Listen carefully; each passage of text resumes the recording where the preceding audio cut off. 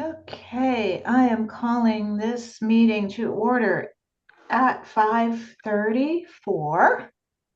Got it. Okay. Were there any adjustments to today's agenda? Um, this is just a reminder for the committee members. I don't know if it's an adjustment to the agenda or not, Jeanette, but I was going to remind the committee members to keep track of their hours so we could do our annual report. So it's Okay. and Yeah. also I also wanted to add Susan asked if we had any kind of a distribution list, contact list, and I showed her my copy of my distribution list, an Excel spreadsheet that hasn't been updated in like 8 years.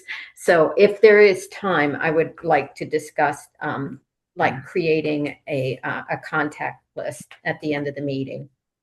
Okay. So, can I get a motion to add that to the agenda? And Chris, by the way, can make a motion. I double checked Roberts, and chair is able to make motions. So you can make your own motion, Chris.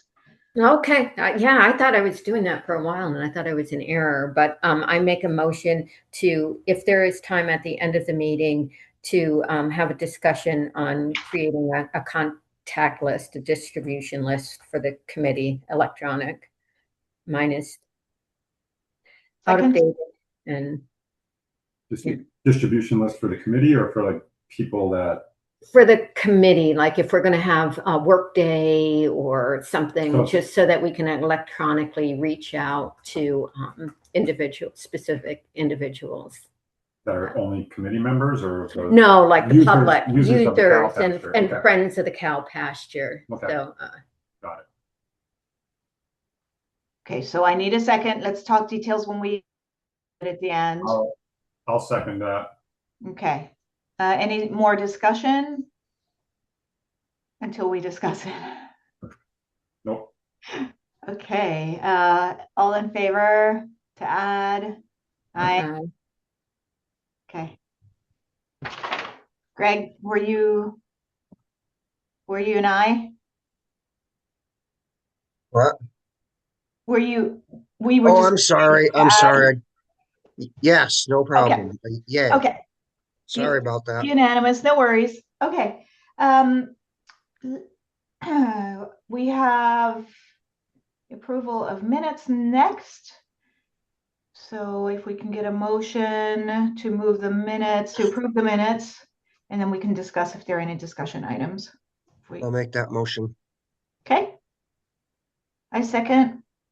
Any discussion to the minutes? Any changes? Okay, so votes to approve the minutes as they are posted. All in favor? Aye. aye. Okay. All right, sounds like it's unanimous again. Okay. Welcome, Ryan. Ryan, do you want to introduce yourself? Yeah, sure. Hi, I'm Ryan Horvath. Relatively recent transplant to Barre. Been here about 2.5 years now. Um, I work remotely for the University of Chicago, doing database design implementation.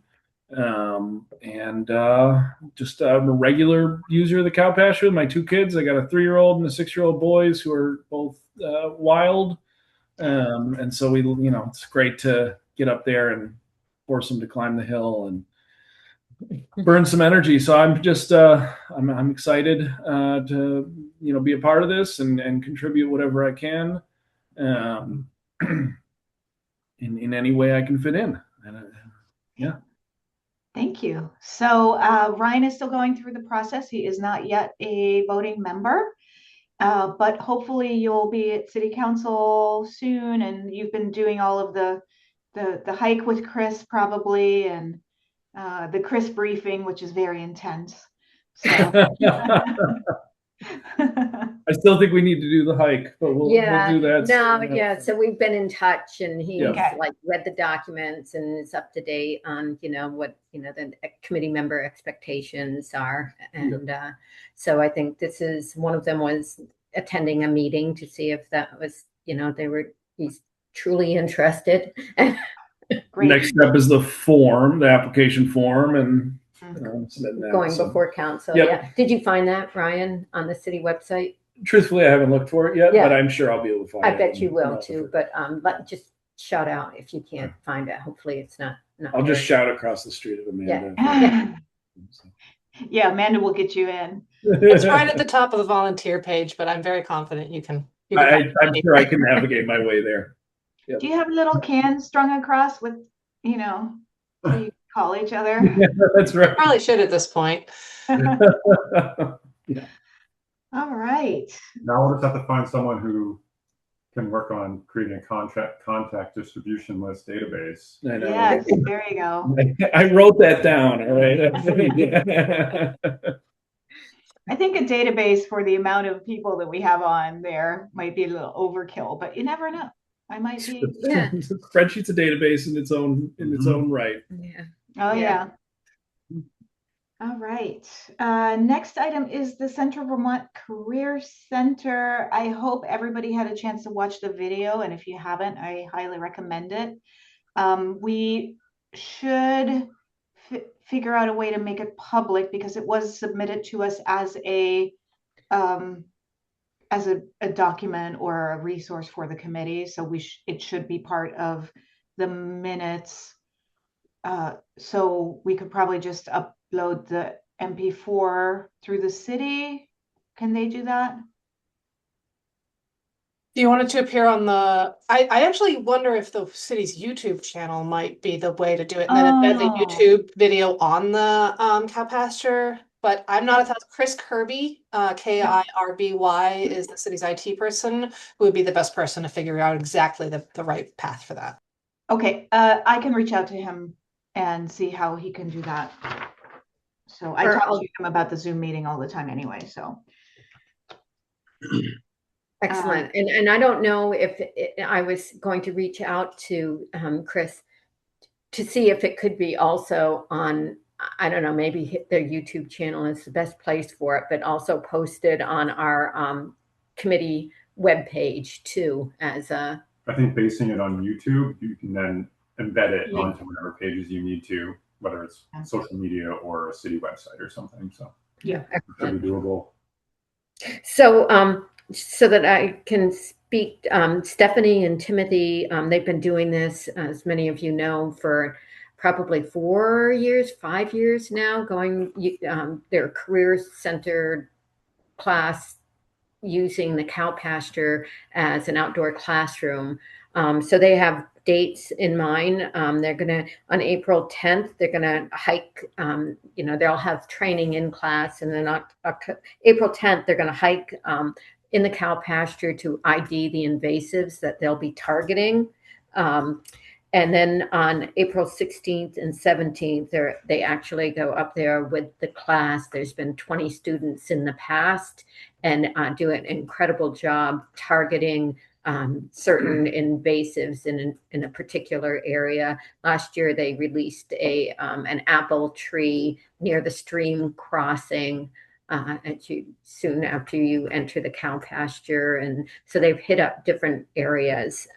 This year, Stephanie said that, they have been highlighting their course. And so they're going to potentially on one of the days have students from another school district join them in the pasture. So they could make an incredible dent this year in the invasives with the extra crew.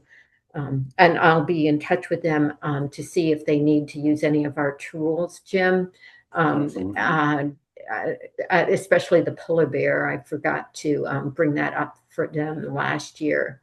But I'm really excited that they continue to feature the cow pasture. And I did make Nicholas aware of it as well. Mm-hmm. And just let me know if you want me to bring tools here or get them to them, whatever needs to happen. They're all stored in my garage. Okay, excellent. Good. Okay. I think this was more of an update. I don't think we have to vote. There's no motion or any voting on this. This is just something they do every year, and it's more of a letting us know that it's happening again, and it's really great. And Chris, could you get in touch with Emily about social media activities around that? Yeah, we've been in touch. I've hooked her Yeah. into it, and Stephanie's willing to reach out to local papers. But at two different times over the years, the Times Argus has sent a reporter up there, and we've had like kind of a front page photos in the paper. Once when the bluebird boxes were being put up, and another time.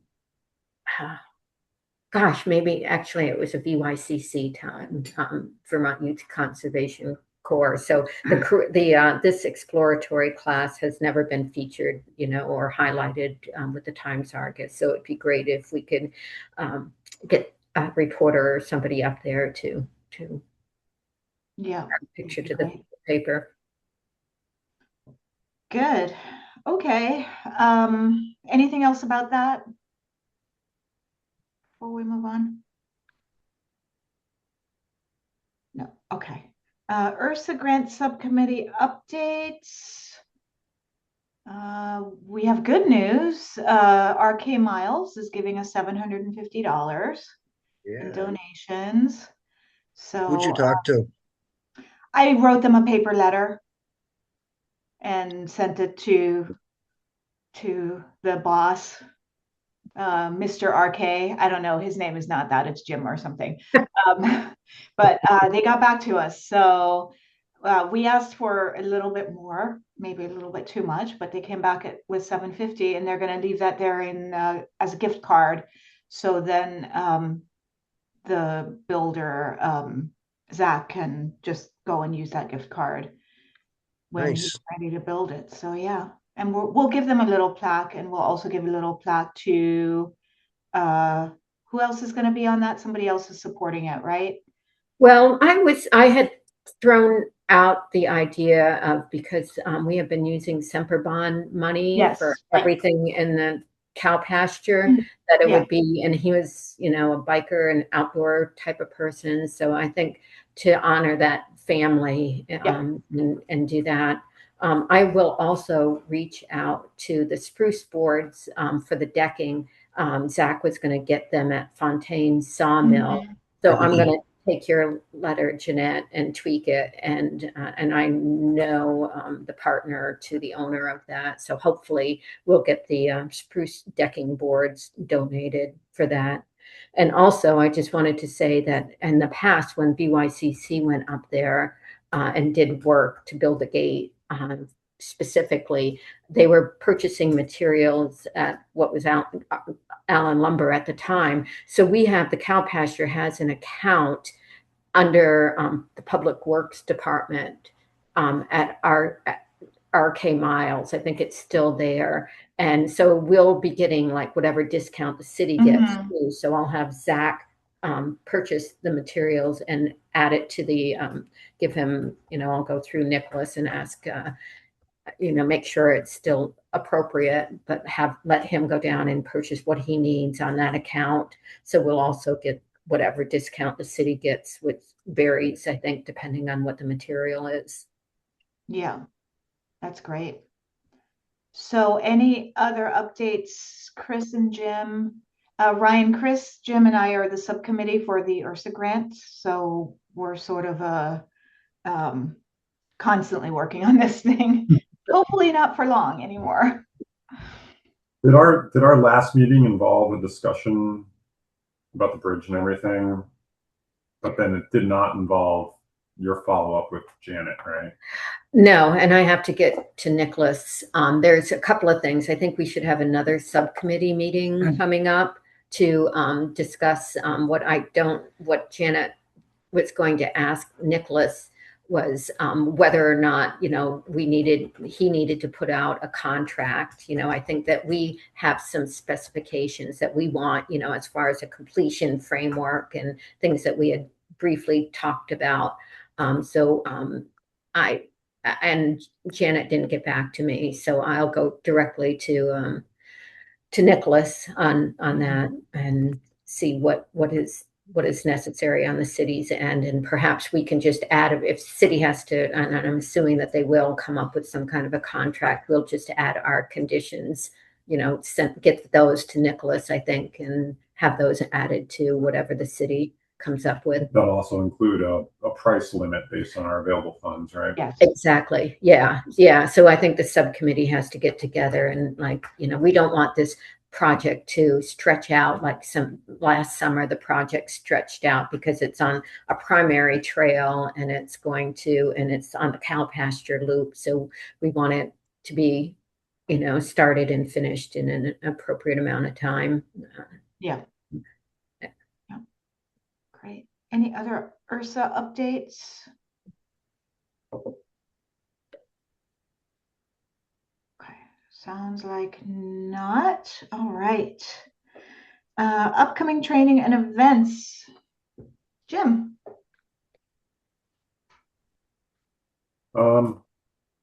Chris had mentioned that I possibly provided some dates at the last meeting, but I didn't see it in the notes or in my notes.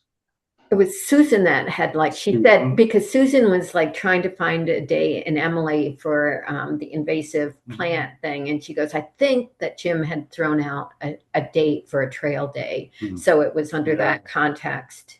No, maybe Susan got confused too, because we also do the river stuff and we have other dates going on together. Yeah. I looked at my calendar and I thought sometime in May would be good.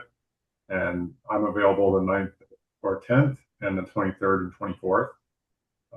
We could figure out availability now if people are that are interested in participating, or I can send out a follow-up email and have a discussion with people and figure that out that way. Yeah, and I think that's beyond. Susan did get back to me. It looked like she sent a picture that she wasn't. It looked like she was in a plane and said not available tonight. So I must have missed. She did mention that something. Yeah. And Emily's supposed to be here. She had an appointment, so she should be popping into the meeting. So we might have to circle back to that because Susan had thrown out a couple of dates that she was available. One of them was in April and one was not Green Up Day. It wasn't, May 2nd. So I think it was on either end of those. So we can. I'll follow up. Yeah. But and just coordinate with Susan and Emily. And I don't know if that's the best time of year to do a trail work day. It's a good day. It's like springtime, get the drainage cleaned up and just get the trails kind of ready to go for the hiking season. They'll probably be in rough shape for the first, as things start to dry out and branches get cleaned up and leaves are everywhere. I think that's a good time to do it. So that's instead of Green Up Day, right? Because there's just too much competition on Green Up Day. Yeah, I'm committed to the Rivers Collective work on Green Up Day. Yeah. And it's been conflicting with that, where I've been kind of ditching them and doing this, and I prefer to not do it on Green Up Day. Yeah. Yeah. So is that when you get the boats in the river and do? No, we do that in the fall. The water's too high in the spring. Yeah, that's what I thought. So there's another. We usually do like stream side cleanup. Oh, okay, got it. One big spot is down by the road along the river by the high school, where there's always just a ton of trash there. But I'm not exactly sure where we're going this time. Okay. So I will follow up with everybody about that and nail down a date. Okay. And I'll also work with Emily to promote it. And hopefully we'll have a few more people turn up this time. Yeah. I've also connected a bit with Millstone Trails Association people, and I'm going to try to pull some of them in, like Kevin Spalding and Chris Hunnett and some of those people. And I think that it would be great to get their trail knowledge and their trail experience. And excellent. Yeah, that is like one of, with a contact list, we should be working more collaboratively with the Barrytown and the forestry presentation at the library was a good example of able to work together on that. Yeah. Okay, great. Thank you. We have other updates and discussions. Conservation Access Advisory Group.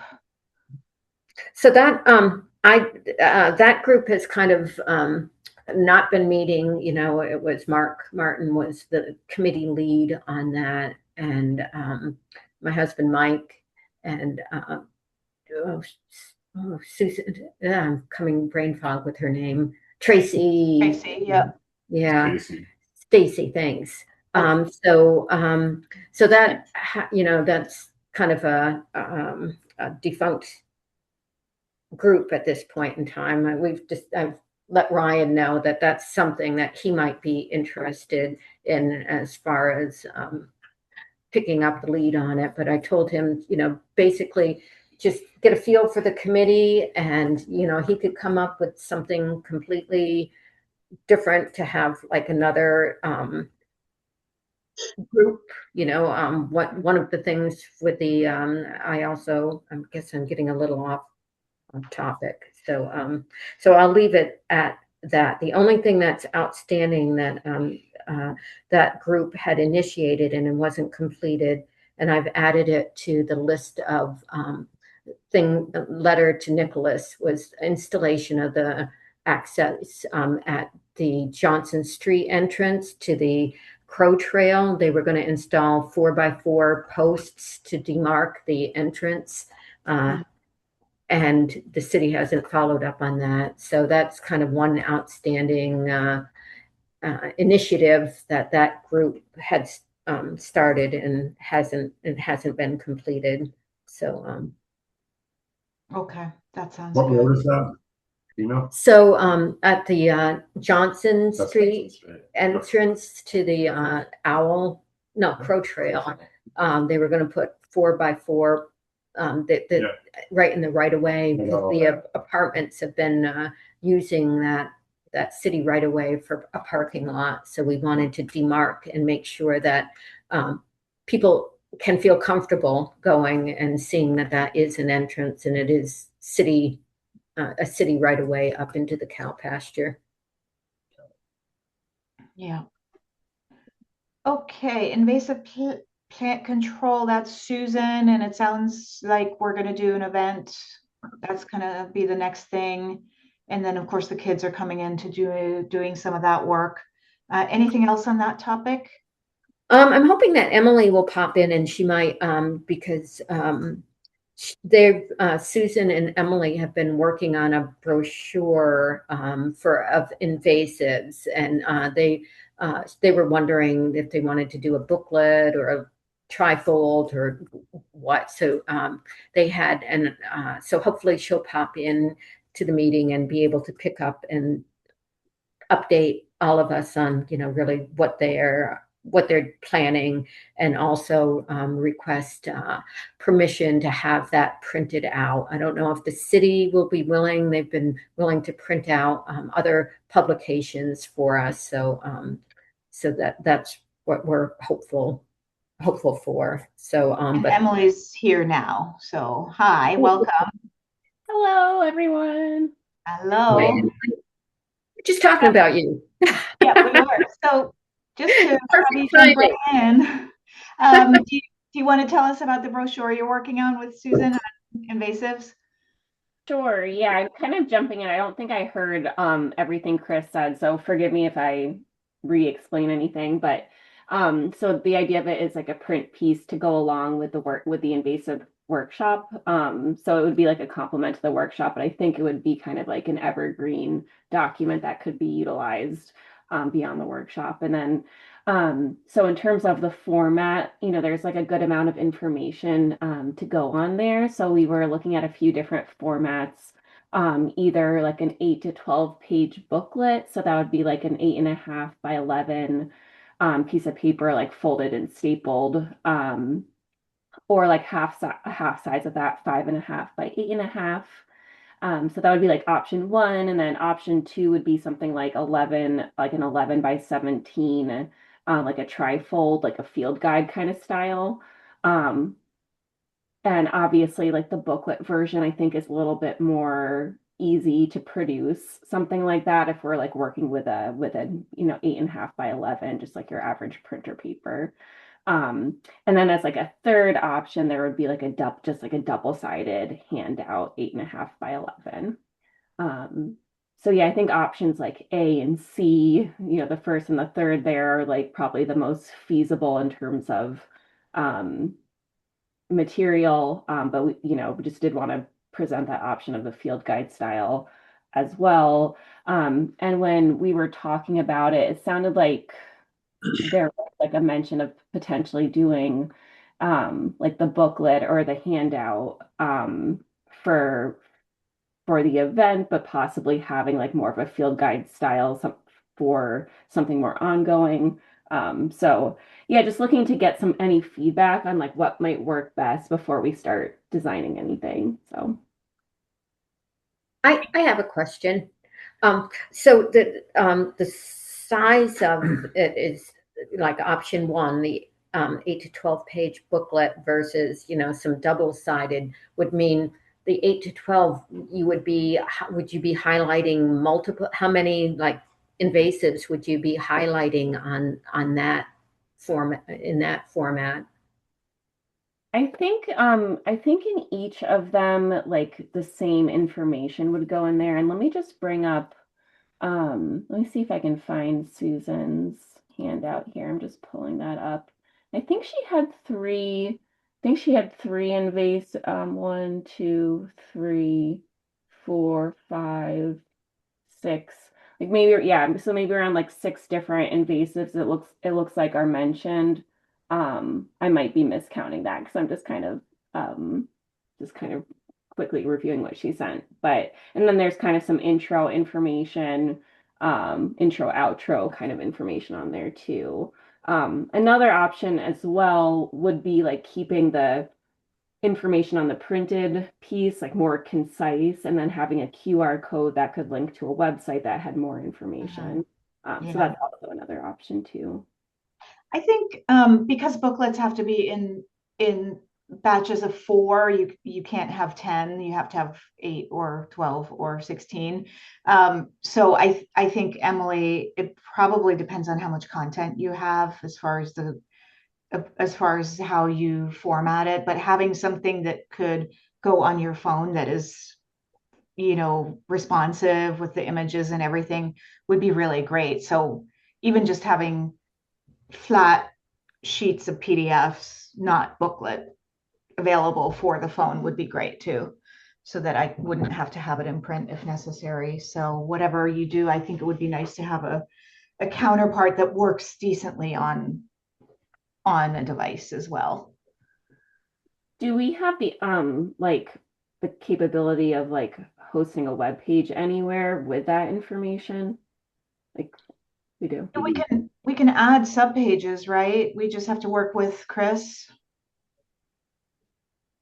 Yeah, I would think that would be, Chris would be able to put something on I don't know how many people visit our cow pasture committee webpage, but if we, I think what, and I'm not too, so if you have a QR code, and maybe we could even post some like a hard thing on the kiosk where people can also, scan the code. So you're saying that it would link to the city website. Yeah, I think that would work very well. And a web page is nice because it would have a level of accessibility if you use headers and alt tags and things like that. So, and the PDF obviously is harder to make accessible. We're right now, and I think the city probably has to adhere to this as well. So the state right now is scrambling to be compliant with the new federal rules on accessibility, and PDFs just kill accessibility. So if we can be mindful of that as we put stuff on the city website, because I'm sure they're dealing with it too. So that is something that I'd be happy to help with. But Emily, you probably already know all that stuff. So Okay, cool. Yeah, so I could whatever content we create. So it sounds like I could provide like images and copy, and then we could build out a web page and so have a QR code linking to that. Would we still want like a just maybe like a simple handout then that links to that? Yeah, probably, right? Yeah.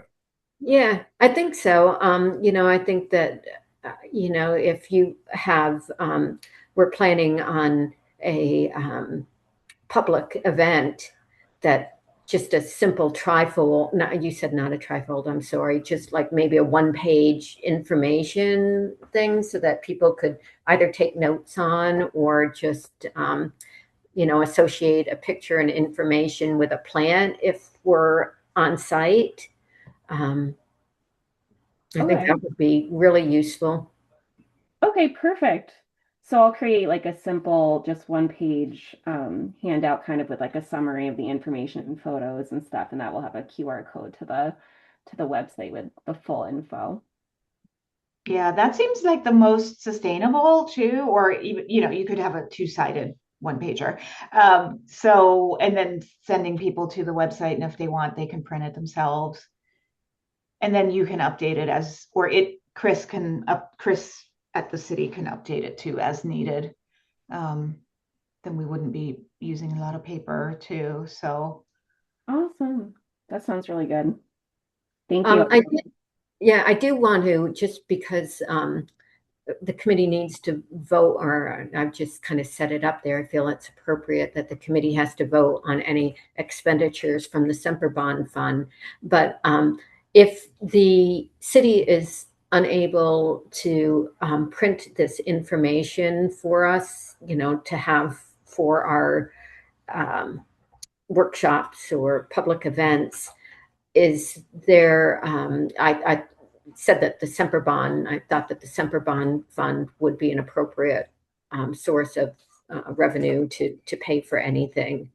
So I guess I would like to make a motion that the Semper Bond Fund be utilized to purchase any materials that need to be printed that the city is unable or unwilling to print for us. I second that motion. Any discussion? Do we want to have a ceiling on it? Like just, I can't imagine it's going to be very much at all, but I have no idea what it costs to print things. Just, I don't It's think not it's that gonna expensive. break the I bank. don't think. Yeah. okay. All right, good. Jeanette, So- second. Yeah, I second it. Okay, let's take a vote. Everybody in favor, aye? I, Aye. Okay, unanimous. Oh, any nays? Okay, it is unanimous. Thank you. Anything else in the invasive plant control realm? Emily, can you speak to, I didn't jot down the dates.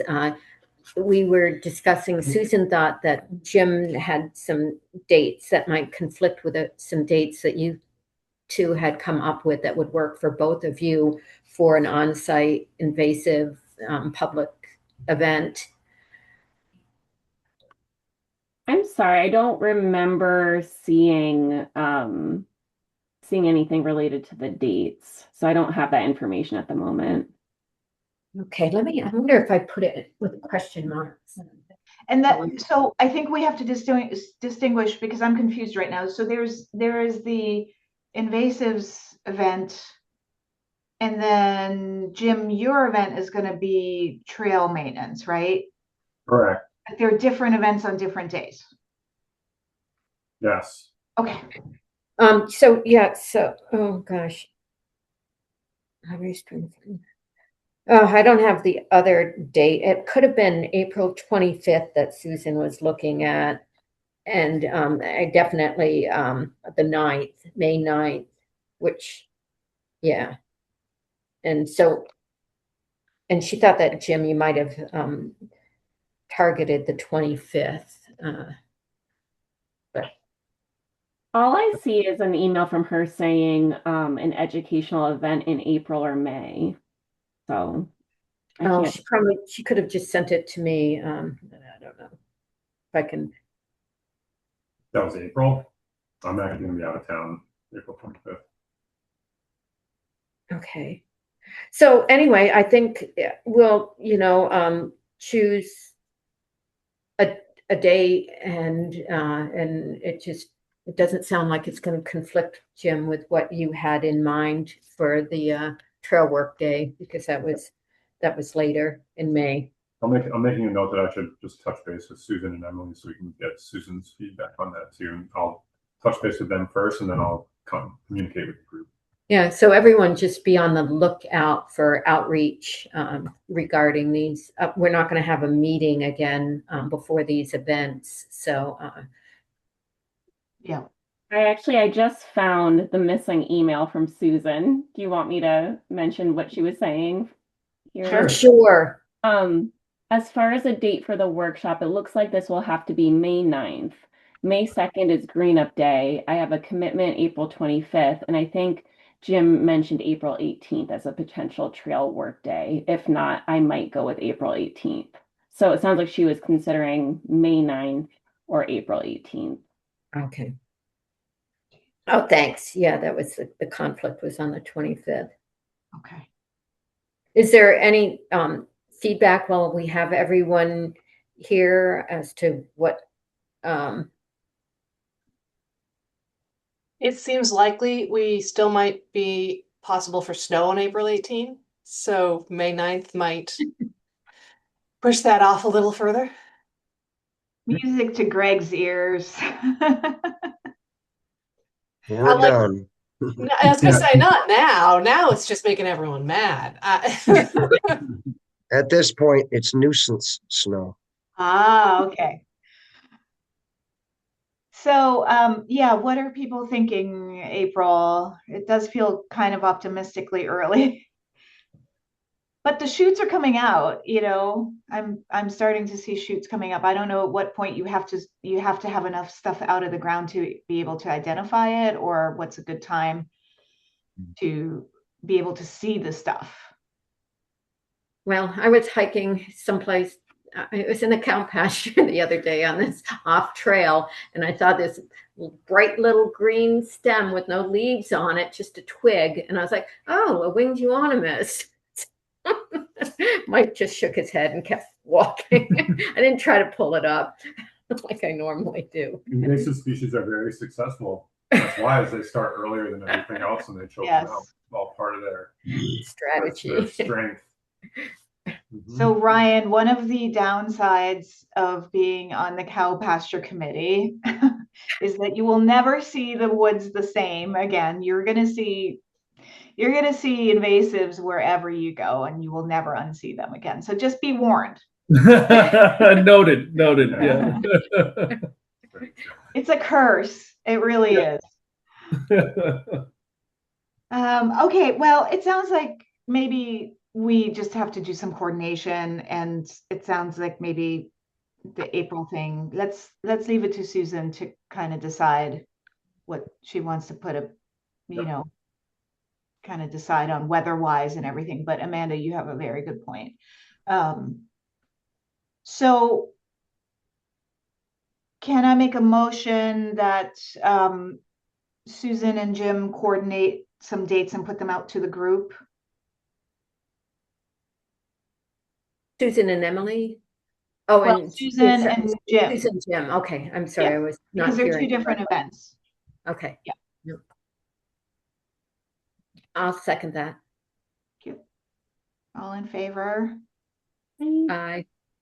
All right. Okay, All right. unanimous. All right, so we'll be hearing from you guys. Thank you. Social media update, Emily? You've been doing some cool stuff over the winter. Got a few posts made finally. We had one that was about owls. Thanks to Ken over at North Branch. And I'm trying to log in here. Yeah, that had some great information from Ken about was it barred owls? I think it was about specifically. We posted again about the invasive the kids, the group of students who came out from exploratory tech to help with the invasive. So we posted again about that. I had just only last year only posted a few images. So I was like, I better post these before they just never get posted. So posted the rest of those. I'm sorry, I didn't come prepared with any kind of like engagement data or anything of that nature, but I think we've did another post about the Trail Finder app as well. Mhm. Kind of checked off a few boxes of a few things we've been talking about posting for a little bit. So yeah, and I'm happy to continue to make as many posts as possible. And if you take cool pictures or notice anything or have anything to share, feel free to send it my way. So Yeah, it's been really great to see stuff happening there. It's always nice when you're scrolling through and then you see something there. So thank you for that. And maybe it's not if you take pictures. I think it should be when you're out there, take pictures so Emily has stuff because it's a beast that she has to feed, and it's kind of hard to get stuff. So yeah, so we can all help, even if it's pictures of young budding winged unanimouses. And Stephanie would know, she saw the feed with the Career Center, and she was just so thrilled that that their class was being acknowledged. So that was perfect timing on that. Do we, this is in the social media topic still, do we have permission, Chris, from the school to use to widely broadcast the video? So maybe when the city So put I don't know about the video, but oh, they have given us, they all have their parents or whatever sign forms for their class. So I'm assuming when they go up to the cow pasture, so we're allowed to post pictures. okay, So I will touch bases with Stephanie, and I already told her that hopefully we'll be able to post it on the city webpage. And she okay. didn't respond at all, but I will ask to make sure that she has the appropriate permissions so that we can do that. Okay, that's good. Because then maybe once the city puts it up, if we do have permission, maybe Emily, you could share that out just so that we get a little preview of what they're going to be doing. And then that might get some more shares if the kids share it too, and their parents more. It's Facebook. Um, Anything else about social media? Well, I got a question on that. Why would you not want to promote in the winter when you have a base that people that aren't quite um, as flexible can move around on a trail that's 9 feet wide and packed? I know when I go down through there, there's no shortage of footprints and dog prints. Mm-hmm. Um, Elderly, like I remember Steve saying, he can't really negotiate the trails in the woods, but he likes walking through the cow pasture on the snowmobile trail. Um, I mean, I So just Greg, think in the fall yeah, you'd want to maybe promote that. It's too Greg, late now. I'm gonna put it back to you because again, feeding social media is a two-headed monster that needs a lot of feeding. And if you see opportunity for Emily to share something, I would just recommend getting out there, taking a few photos and sending them to Emily, Okay. just because she may not be up there, or none of us might be up there. You might be up there and take a stellar shot while you're up and just send it to her. So I think social media is an easy one for all of us to get involved with and help Emily out so that she can have some material. So I think it's a great idea to promote it. I And can do that next winter. I'll send you some pictures of people walking. If I do it through the snowmobile club, it's promoting snowmobiling. I'm taking it from an angle of promoting accessibility yeah, for hiking or yeah, for walking, sure. walking the dog if you're Yeah, not able to walk in the woods or something, someplace to go in the winter. It's yeah. not a I road. think I think it's great. And if you have an opportunity to be up there and take photos, and everybody else, again, send them to Emily. Um, I'll so that do she that. can post it. Cool. Thank you. Okay, Snowbees, good segue. So upcoming snow is going to be nuisance snow. Is the season over?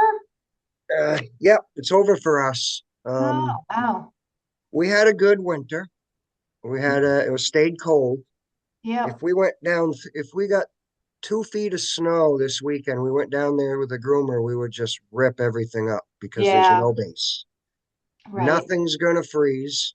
There's too long a days. The sun is too strong. It's over. Yeah. Um, the only place that we would potentially consider going out would be up on the very high elevations up in the mountains. Yeah. Are But all the it's bass trails closed across the state at this point? pretty much 98% are closed. If you were Yeah. to go on the vast map, it's all red. Yep. And most all clubs have stated they will not be going out no matter how much snow we get. Makes sense. Yeah. You Guess end we're up supposed getting to a get another. groomer stuck in a swamp and you're in big trouble. Yeah. In the Yeah. fall time, when it's cold and the days are short, you go out and you build a base, in ice and snow and whatever. You can't do that in April. Yeah. Yeah. That makes sense. So we're done for this year, but we had a good year. Yeah. I did go down through there on occasion, and like I said, there's plenty of footprints and dog prints, and I saw people having fun walking. Unfortunately, I do have to bring to your attention there was a confrontation on the snowmobile trail this winter, Mm. and it was me. I rode down through there one afternoon. It was maybe 3:30. I got home from work early. I was going to go for a little ride, and I decided to go down through and see, condition of the trail. And I came across a lady coming up from the brook, and she was wild.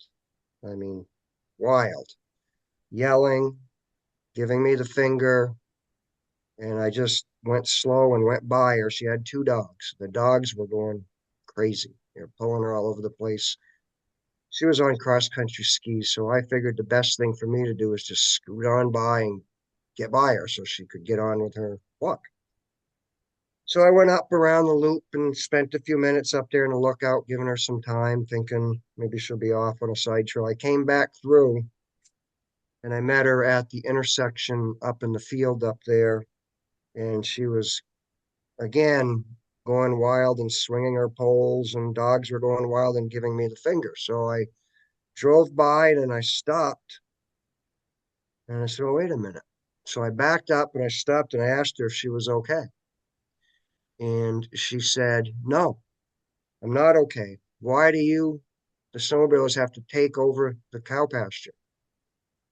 And I just simply stated, "Ma'am, we didn't take over the cow pasture. We've been here since 1960, and we work cooperatively with the cow pasture committee. I am on that committee, and everything we do down here is approved through the cow pasture committee." Well, she didn't want to hear any part of it, and a whole bunch of foul language. And basically, she was just like the Minneapolis women you see on TV. They're just out of control. So I said, "I'm sorry you feel that way. Hope you have a good day." And I went on my day. So I'm only saying this because I know that it's only a matter of time. There's going to be a snowmobiler that does the same thing. We all live in a world where there's radical people out there right now that just don't want to hear the other side or cooperate or bend or whatever. So, but I wanted you to hear it from me, and it was me that spoke to her. So if it ever comes up, you all know about it and say, "Yep, we did hear about it." And, Mhm. what the man, meaning me, said is in fact true. So, leave it at that. Brushing. We'll need to do some brushing next year. And Greg, can you, like, before you move on, can you tell me when that was, how long ago, if you didn't mention it? I'm going to say it was definitely in February. I'm going to say probably around the third week of February-ish, middle of February. I mean, conditions were perfect that day. It was nice. Wasn't too cold, wasn't warm. It was just a nice day. And I nothing against the lady. She was crazy. So I just pointed a few things out there and then I went on my day. Yeah, I think another option to give to folks when they're that enraged is to just offer that they can email the cow pasture email, and then just another outlet, right? Like, she's clearly mad to see you there, and she's always going to be mad to see snowmobiles there, likely. But we can always send people to the email so that we can write an official response and say, the Vast Trail has a right to go through there. It is official snowmobile trail. And these are the things that we're doing to coexist. We have an alternate trail, things like that, just to kind of reaffirm that we coexist in this space. And it might just, I don't know, it might just help to calm things down a little bit. That's what I attempted to do. So I did all of that, except for Yeah. I did not give her an email address. Yeah. Think of that. She wouldn't Amanda? have remembered it anyway. Yeah, right. She wouldn't have listened. Sounds like. No problem. First of all, Greg, as a person who hikes with dogs in the cow pasture, I'm sorry that happened. That's unacceptable behavior on the part of that woman. But I also want to say that I wonder if this might be a future use for us for the mailing list that we're putting together. The email list is ahead of the season. Say, hey, you're going to see snowmobilers in the cow pasture. This is a long tradition of shared use. If you see someone, step off to the side. If you're a snowmobiler or a hiker and you think someone is behaving inappropriately in shared use of the trails, please reach out to this email address. Just like give everyone a heads up ahead of time that this is a long tradition of a thing and also an outlet that they can go to. Well, that's an excellent idea, and that goes back to with me getting some pictures to Emily at the beginning of next season, so I can do that. Yeah. And I think it's a great idea to, every time something new happens, like a new season, like, Wear Orange season and snowmobile season and all of that, we should really use Front Porch Forum as well to let folks know what to expect, and to remind them that there is somebody stewarding the space and that things don't just happen by accident. Like we try to know at least what's going on and who's using it, and try to alert people to it. So thank you, Amanda. That's a good reminder that when the seasons change, we should let folks know what to do. Well, I'll remember to do that. And there really is, that was like the focus of the URSA grant, is getting people, if they did not want to interact with snowmobiles, getting the trail around. And really the only section that they have to be on up there is the short section between kind of where the cow pasture loop intersects with the snowmobile trail. And it's not a very long stretch that people have to be on the snowmobile. No, and it's not a high volume trail, so it's not a constant thing. I mean, you probably go up there and walk all the time and never see a snowmobile. Yeah. Yeah. It's not like Groton along the lake there where it's just like a highway. Yeah. Right. That's a main corridor trail. That's a big trail. And even there, that trail. The rail bed. I mean, it's a multi-use trail. There's other people using it, dog sledders and everything. Yep. So, okay. So I got three more things here. Speaking of the brook and the snow bridge that we make. So we've had a difficult time getting snow down to the brook because of the ledge crops out of the ground on the water bars. Those pieces of ledge that are put in there, rock, are troublesome to our machine. They are very hard on the machine mechanically in the groomer. We need to talk about doing something a little different there, or at least less intrusive as the distance it comes out of the ground. What's happened is over the years with all the trees growing in, it used to be more snow, easier to get snow down there. But now it's grown in quite a bit. Not as much snow reaches the ground, and you have those rocks there. We have a hard time getting the snow over those stones. You know what I'm talking about, right? Am I clear? I do. So at some point, maybe in the summer, we got to talk about that. You get a chance to walk up, get a look at them. They crop out of the ground an excessive amount. And if you were a steel track machine going over that, you probably wouldn't feel very good by the time you go over it. So think about it. Yeah, but we did, and I don't know if the groomer did this, but like when we were cleaning out a few years ago, the invasive buckthorn in the meadow up above as you come into the pasture that you go through.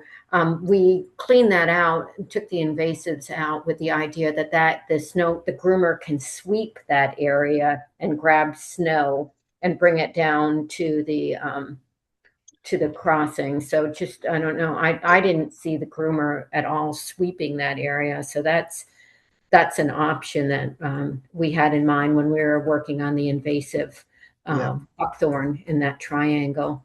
Yeah, they try to load up with snow there, and I didn't operate the groomer at all this year, so I don't know. But I'm just repeating what my groomer trail coordinator is saying. So there's some different options. There's plenty of multi-use trails out there that share with ATVs and bicycles and all that, and there's other options using rubber instead of stone.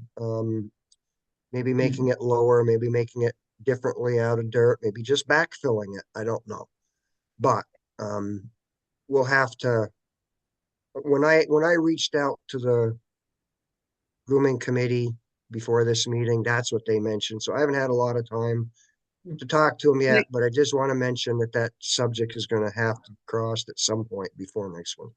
So I just want to add that, over that stream crossing had been really problematic. And initially, one of the first green up days, we were pulling all kinds there was even like a water tank in there and all kinds of pallets and debris that I'm assuming it was the groomer that had put in there, or somebody for the groomer. So we really cleaned out that stream area, and actually the tank had gone downstream. And then the VYCC did a tremendous amount of work on it. Was very, very muddy. So they put the gravel there, and it was very eroded. So there's been a lot of work done, and included in that was building up the area a bit on the I guess it's the north side of the stream where those rocks are. And there's a beautiful little wetland area with wetland flowers off to the side of that area. And so I think it's a fragile area, and it's going to have to involve some discussion. It would have been wonderful to put a bridge through there. We had talked about that, but I talked with water quality about that many years ago, like 10 years ago, and they said in order to get a permit, the bridge would have to be so long through here that, it would be unfeasible and too expensive. Well, it's either that or you put abutments in that make it very high, because you got to get over the water table. We're not looking to do any of that. The snow bridge is fine. It works okay. We just got to be able to get snow there to build it. As far as the debris that you speak about, that's over many, many years of use. We don't use any of those practices anymore. In fact, anything regarding water, we have to go through water resources as well. Fast can't build a bridge across a stream without going through water resources. Yeah. So it's and I think it could have been lay people just putting, not necessarily VAST doing it, but just users of it was users over the 50 plus years. Pallets and whatever people had. And that's the way everything used to be. Nowadays, people watch stuff closer. So so it is a fragile area.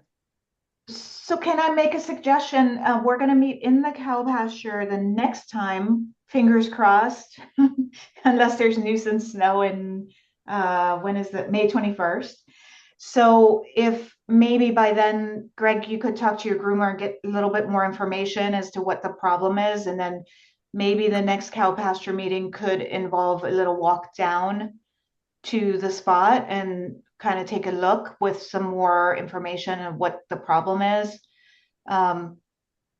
Because it's kind of hard to think about what it's going on now if, no problem. We're not there. So if that could be on the agenda for next time in person, if we are in person then. Well, our club will meet again before then, and I'll get more information and I'll report back. We got plenty of time before anything's gonna or needs to happen.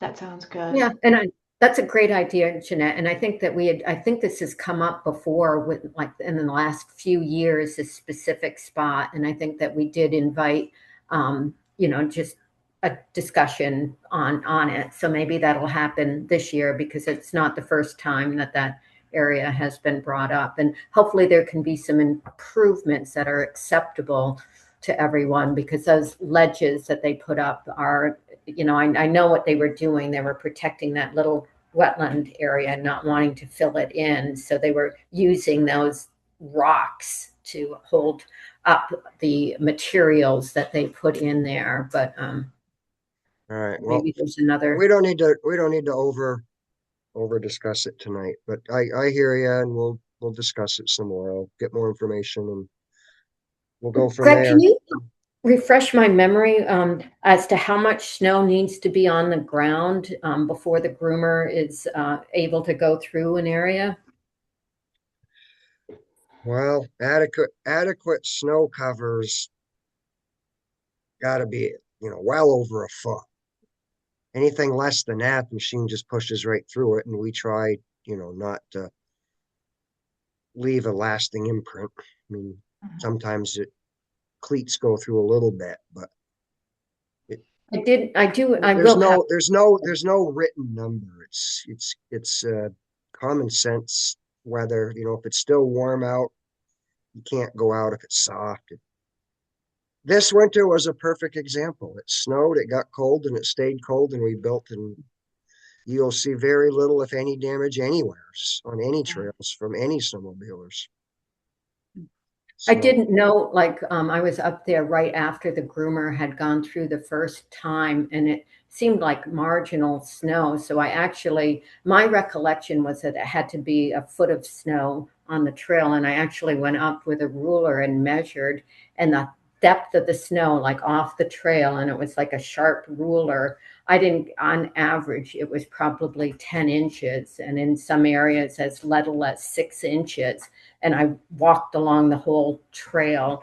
So the groomer did go through there when there was, and it could have been, I don't know how you average it out, if they're going on the route and up on the hillside, there's 14 inches of snow, but then in Barre's city cow pasture, there's only an average of 9 inches of snow. But it was hitting dirt on the side of the road and on the side of the main trail. And I felt it was below the amount of snow that was required for grooming. And for some reason I don't know if Mike Perigo told me this or not. I had, 1 foot in mind, but I measured it in numerous places. And on average, I think it was like 10.5 inches. So, they could have hit it, when they were grooming, when there wasn't sufficient snow. There's that possibility, I guess. So I'd like to make a motion to create an agenda item to discuss the water crossing next time if we are on site then. Okay, I'll second that. Thank you. Any additional discussion before we vote? Oh, okay, yeah, on that, yeah. Okay. All right. All in favor? Aye. Okay. Looks like we're Second unanimous. Thank you. Okay, lastly, Right. I'm sorry, was I? No, go ahead. Okay. As far as picking up the signs, again, we wait till the frost comes out of the ground, the mud's dried up, and try to get in there when we can do at least as damage as possible. So we will get the signs cleaned up. The actual end date is April 15th. So, but it really depends on the ground. If we get a lot of rain and we get more snow and it sticks around, then it might get pushed out a little bit, but we will get them all cleaned up and put away. That's it for this year. Done. Greg, I did want to mention that there is one of the conditions is I think it says sensitive area, and I don't know if it has a speed limit, but I think it does. Sensitive area, 25 miles per hour. Is that one of the signs that does that sound right? Is that one of the signs that you put up? Um, I remember discussing that, and I know that's in the agreement. I'm pretty sure there's a sign down there, but I don't know Yeah, for sure. I'd have to go down and look. there's definitely one as you come in from the Sugar Woods from the Martins. And then I think that when you took down the signs last year, I think that there was one as you went up, you know, on the Perrin side, there was one as people came down because some people access from up above Berrytown and even Berry City access from the end of Maplewood, not Maplewood, Winter Meadow, and or Cassie Street. But there wasn't one as you enter, and that's when you're going like hitting on what used to be called the sledding hill, that steep hill there. So there wasn't one at that entrance, the stone wall entrance to the cow pasture on that end. So I'd appreciate it if you made note to make sure that that is replaced. And I know it was there last year. Are you And talking about at the kiosk there? no, at the top of the hill, like where the Oh, parent property hits okay, the when you come cow through the stone pasture, wall. there's a Okay. stone wall there. And there's actually a sign that a nice sturdy sign, and I could ask Peggy Hood. We put up a sign for her saying, now entering private property, continued access requires picking up after your dogs and yourself. So she might, and it's more of a permanent post. So that might be a good place to hook up a sign. I think the other one was never taken down this year. It's on Martin property. I think that was like a permanent fixture there throughout the year. And I don't know if he has a problem with it or not. He does But not. yeah, yeah. So what are you So looking for? One on both ends?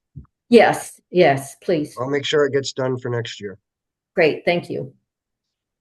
Okay. I'm all set. Anything else on Snowbees? I want to be mindful of the time. We have 19 minutes to go. Okay. All right. Last agenda item is city support draft letter review. Chris, how do you want to handle that? I have it up. I can share it, or did you want to send it to folks offline for review and give you feedback? What do you want to do? I would like to get this letter. I think that I had sent it out to everyone with blind CC'd and asked for comments on it. And I didn't, Jeanette, you provided some edits and I appreciate that. And no one else had any response to it. And I don't know if anyone has any additions to it, but basically the letter, if you recall, it had some action items, one-time action items. First of all, we thank the city for their support and the things that they've provided us throughout the years, but then asked for bulleted as you had recommended, Amanda. Amanda, you might not have seen the letter. I don't know if I sent it to you. Not yet. I'd be happy to take a look at it.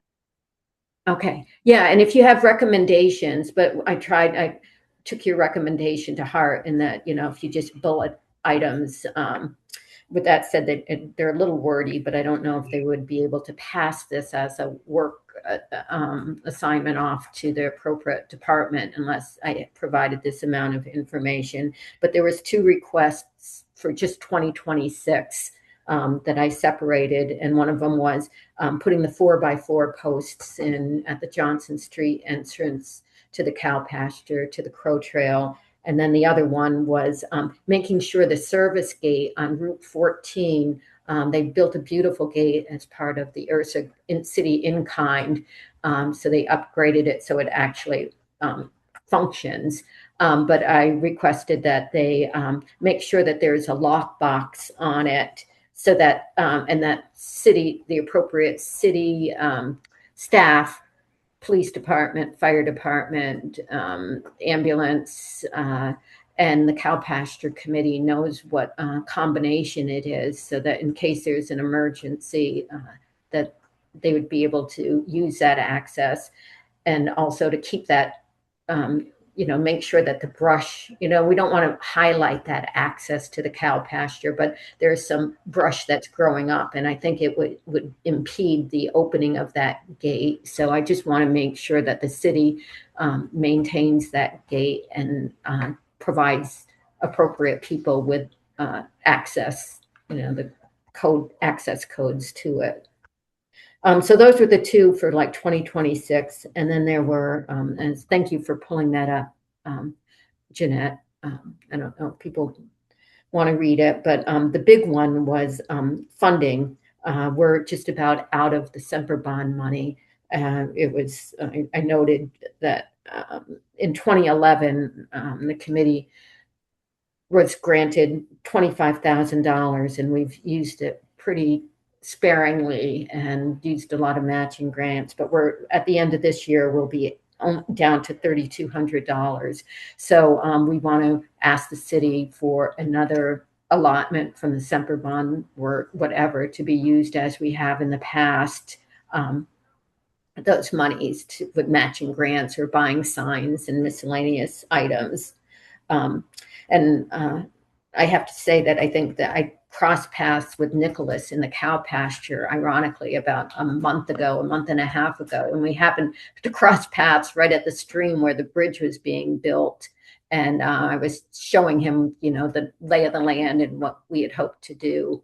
And he was the one that mentioned, you should be applying for some more funds, because he realizes that we're going to be using quite a bit of the funds to complete that pedestrian bridge.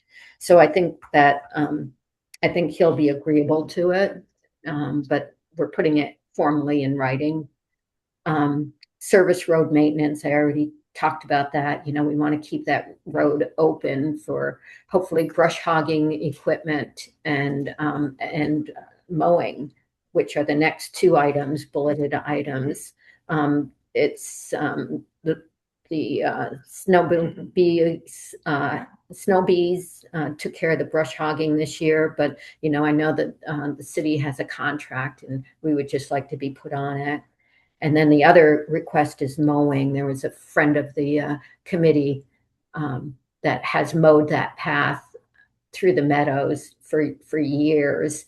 And he's elderly and it's just no longer able to do it. So I think it's important in that brushy area just for keeping ticks off. And so we would like to ask the city if they could, maybe the cemetery committee or something, to be able to go up there. Ken Lund was the person that used to mow that path, has mowed it for the last 10 or more years, but he would go up once or twice a year, depending on it was a huge commitment on his part, but it would be great if the cemetery committee had the equipment and they could go up from their building and mow that path. And also, routine police patrol at the parking area at the end of Maplewood Avenue that has been problematic in last year in particular. And then we've already requested parking lot maintenance on Saturdays. I guess the Parks and Rec Department have a crew that goes around to clean up the playgrounds. So we asked to be included on that list. And I think they went up there once or twice, but really wanted to request that they look in the bushes, because that's where a lot of the trash is thrown. So we want the city to have some ownership to maintaining. We already have another friend who mows the lawn there. So there's a lot of volunteer work that goes into the cow pasture, but we do want the city to step up and support us in these ways. And parking lot maintenance would mean a lot to us. And encampments. Nicholas has been great in addressing encampments in an appropriate fashion and cleaning up those that aren't disassembled on their own. And then just providing the committee with a list of contacts that we can have for department heads or appropriate individuals in case there's huge bags of garbage dumped at the end of in the parking lot, like there has been in like last summer, I think it was. And actually they had to get, because there was drug paraphernalia in it, they had to get a special team to come out and remove that. So quickly, that was what we were asking. And so if there's anything else that anyone can think of, anything else that could go on this list for continued support from the city, we'd be glad to add it to the list. Can anybody think of anything immediately that should go on? It's pretty comprehensive, and I think meets all of our immediate needs right now, but if there's anything else to add, or do folks need more time to read it? I think, Chris, you sent it out about a week and a half ago or so. I think it was, that sounds about right. I was going to ask if you could just provide a deadline from when you want to send it, and I'd be happy to just give you a review and read it. I didn't have a chance to do that. Okay. Yeah, I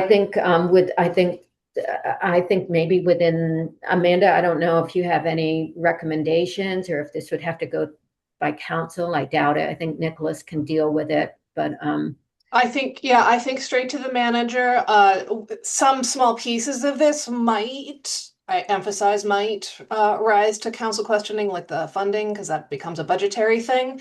But for the most, start with Nicholas for absolute sure. And he can sort of triage from there. And he and I can work together on moving other pieces to the best place.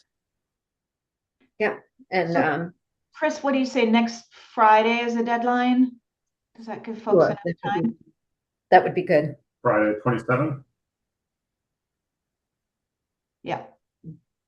So I'd like to make a motion that by the 27th, Chris gets to send the letter to the city, and with any edits that might come through before then.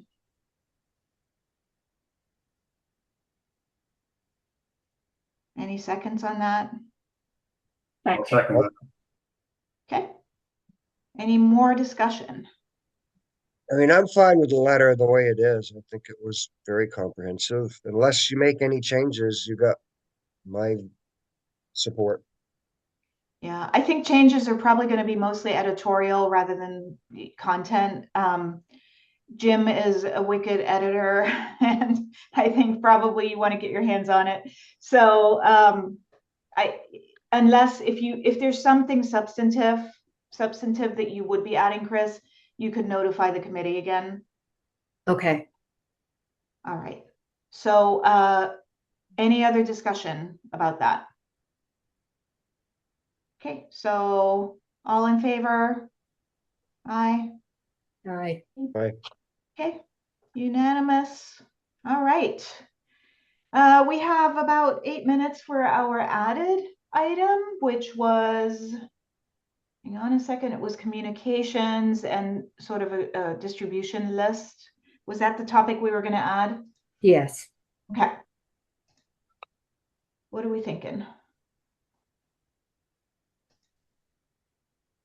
So basically, Susan asked me if I had anything, and I took a photo of an Excel sheet that I created, probably last updated. My revision number on it was about 8 years ago, and I've had all these penciled in and inked in and crossed out names from city contacts, people and friends of the committee, and so it's just I just haven't had the time, or have not prioritized creating anything like this. But I think if we had it, it would come in handy, like Jim said, especially if we're reaching out and trying to get volunteers to help us with from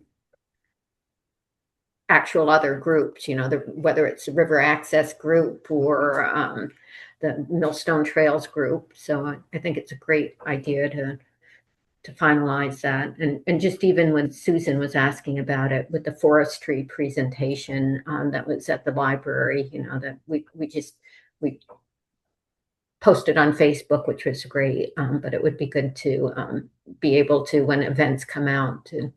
So what do you have right now? Is like a piece of paper, It's a bunch of things written on it? I have an Excel spreadsheet that I started that was like, I think I kept my revisions dates on it. And I think the last time I went into the electronic Excel spreadsheet was probably about 9 years ago. Okay. And so I've got a paper copy of it with all these cross-offs and names written and business cards stapled to it.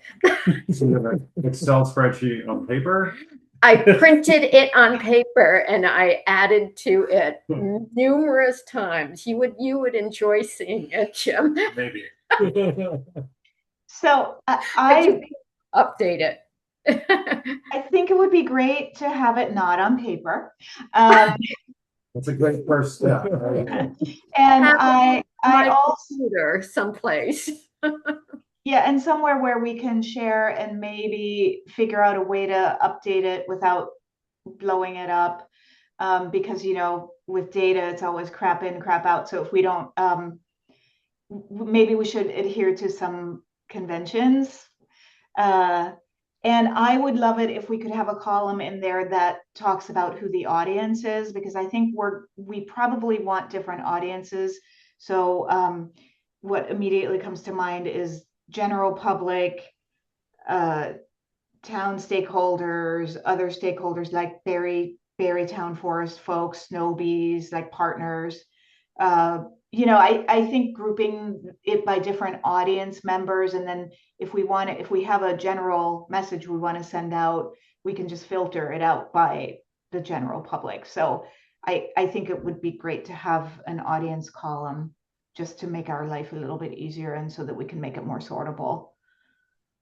Yeah. So maybe we could, if we ever have time to have a little brainstorm, we could maybe brainstorm who those audiences are and the different groups, and then also kind of a methodology and how we do it. And, if Ryan joins us, maybe that could be your project again.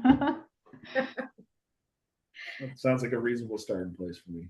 Yeah. And to my defense, you have to recall that back in the day, we had a committee, but it was not like this committee. It was like I pretty much did everything on the committee. So this committee has been incredible and people have been stepping up to the plate. So I do have I think a pretty good legitimate excuse For printing a spreadsheet? Yeah. There's never an excuse for that. I know, I just Chris, you're doing great. Thank you. So it sounds like that is something we want to revisit again in the future. It seems like this group, everybody's nodding heads and agreeing that this is something that would be useful to us. So I don't think we need to vote on that. So maybe we could, during one of our less busy meetings, which I don't know when that is, maybe we could bring it up again, do some brainstorm, or maybe have a subcommittee that could work on it and bring it to the group. Yeah. Okay. Excellent. The first step is you finding the file wherever it is. Yeah. If that's even Send you a picture like I did to Susan when she asked. And I said, oh, yeah, I've got a contact list. And I sent it to Susan. You have a Rolodex. If you put it on the agenda as old business, it'll keep coming up every month, and then eventually you get it done. That's right. Okay, and I think we've discussed everything. Did I miss anything on the agenda? No, I don't think so. Good job, Jeanette. Thank you. 4 minutes to spare.